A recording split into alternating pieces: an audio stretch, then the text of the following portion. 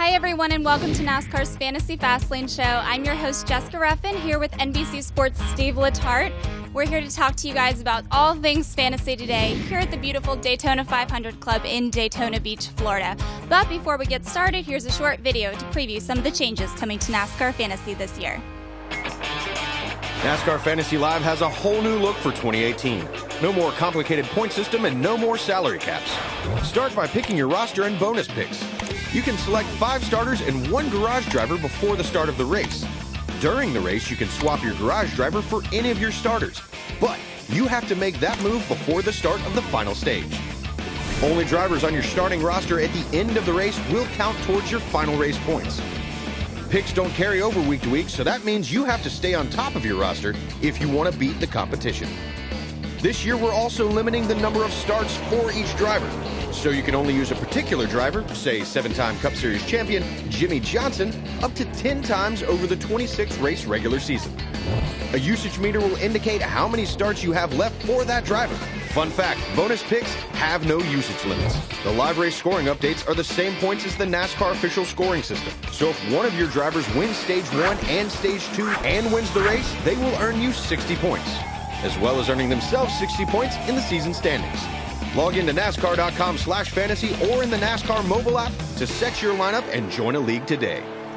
There are so many options for strategy in this game. You've got your garage driver, the 10-race limit. How do you plan a strategy around this game? Well, I think it starts with the limit. You need to make sure that you have a plan for your drivers because you don't want to use your superstar, your Kyle Busch, at the wrong racetracks. But the biggest key, I really think, is those 5 drivers, they're going to be your bread and butter. They're going to score all your points. But I look at it that you're going to have 2 or 3 guys that I think can win the race and 1 or 2 guys that maybe perhaps are a good solid lock to be in the top 12 or 15.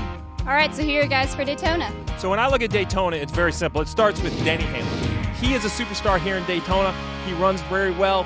And then I go straight to the Ford camp, and I look at Joey Logano, who's my pick for the Daytona 500, and Ricky Stenhouse. His only 2 career wins have come at the speedways. Well, you've got the 10-race cap, too. You can't play all of the great drivers at once, as you alluded to. So who are you looking to avoid in your lineup? Yeah, surprisingly, all of the big-name drivers are out of my lineup. I don't have Martin Truex Jr., the series champion. I don't have Kyle Busch. I don't have 7-time Jimmy Johnson. All of those names are left out because I'm going to need them later into the season. I can't use them all up here at Daytona. I want to talk a little bit about the garage driver. What type of driver are you looking to put in your garage? So I'm really looking at the garage driver as my opportunity to take that guy I might not be sure of. Here at Daytona, it's Eric Almirola. I love his talent on the super speedways. He's a past winner here at Daytona.